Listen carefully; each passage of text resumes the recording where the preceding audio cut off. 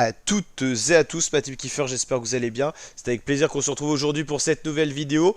On va parler football, la prochaine grande compétition qui arrive. Donc après avoir suivi la Coupe d'Afrique des Nations d'intégralité sur la chaîne, bah c'est l'Euro 2024 de football. Après le continent africain qui s'est bel et bien disputé cette Coupe d'Afrique, remportée, c'est une surprise par la Côte d'Ivoire, équipe organisatrice qui avait pourtant fait une phase de poule assez laborieuse.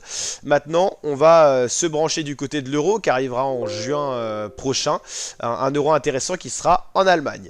D'ailleurs, le groupe A, le groupe de l'équipe à domicile, l'Allemagne, on retrouvera l'Écosse, la Hongrie et la Suisse dans cette poule-là. Poule intéressante où les deux favoris sont Allemagne et Suisse. Un peu en dessous Hongrie et Écosse.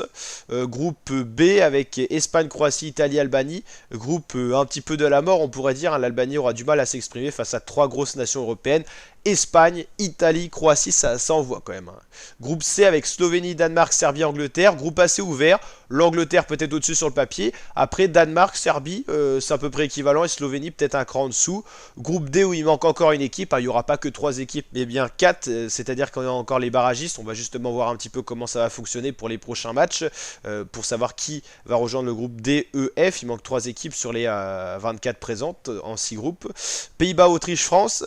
Voilà le groupe de la France où il manque encore une équipe. Belgique, Slovaquie, Roumanie. Groupe très ouvert sur le papier avec la Belgique un peu au-dessus. Groupe E où il manque encore une équipe. Et groupe F, Turquie, Portugal, République tchèque. À voir qui viendra se greffer dans ce groupe-là. Justement, les barrages, ça fonctionne par voie. Voie A, voie B, voie C. Par rapport à la Ligue des Nations, il y a un classement. Vous savez, il y a la voie A, la B, la C, la D.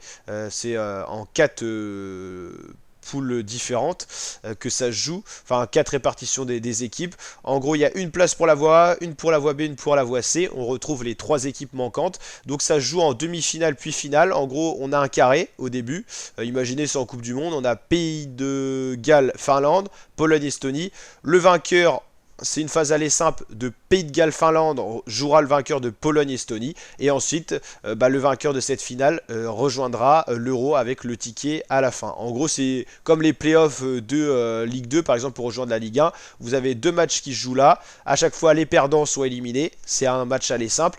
Les gagnants se jouent dans un match. Et cette fois, en gros, il faut gagner 2 matchs pour espérer aller décrocher ce fameux billet. Pays de Galles, Finlande, je vois bien les Gallois quand même s'imposer face aux Finlandais. Pologne, Estonie, normalement je vois bien la Pologne, donc ça devrait faire sans réelle surprise. Pays de Galles, Pologne, et là ça va être costaud, ouais pourquoi pas la Pologne de Lewandowski. Pour la voie B, Bosnie, Ukraine, Israël, Islande. Bosnie, Ukraine, c'est costaud, hein. Là c'est pas évident à savoir, c'est du pile ou face, donc là je ne saurais pas trop pronostiquer, je pense que ça va être très serré un match de défense. Israël, Islande, peut-être l'Israël, en ce moment l'Islande va pas très bien.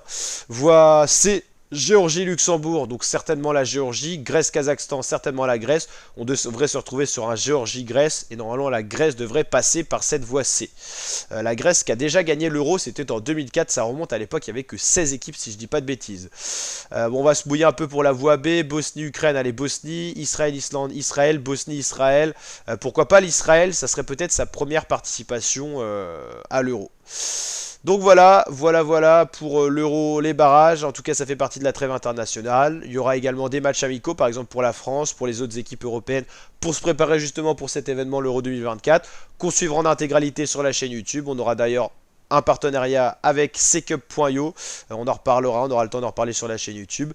N'hésitez pas à vous abonner pour suivre tout ça, activer la cloche, liker, partager, commenter. Et je vous dis à très bientôt mes kiffeurs pour de prochaines vidéos. Ciao ciao et au plaisir.